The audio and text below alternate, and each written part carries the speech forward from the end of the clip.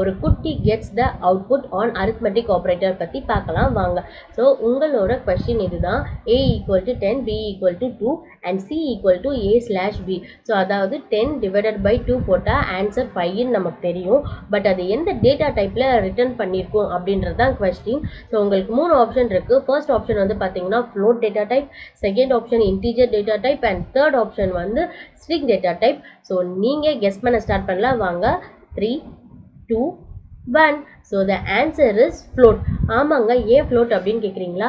ஏன்னா Python division operator எப்போவுமே நமக்கு ஃப்ளோட் அப்படின்ற டேட்டா டைப் தான் ரிட்டர்ன் பண்ணும். ஸோ இன்கேஸ் உங்களுக்கு டிவிஷன் ஆப்ரேட்டர் வந்து இன்டீஜரில் ரிட்டர்ன் பண்ணணும் அப்படின்னா அதுக்கு பைத்தானில் ஒரு ஸ்பெஷல் ஆப்ரேட்டர் யூஸ் பண்ணணும்.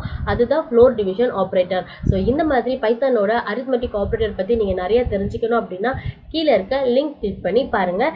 அண்ட் இந்த வீடியோ பிடிச்சிருந்துச்சுன்னா லைக் பண்ணுங்கள், ஷேர் பண்ணுங்கள், மறக்காமல் சேனலை சப்ஸ்கிரைப் பண்ணுங்கள்.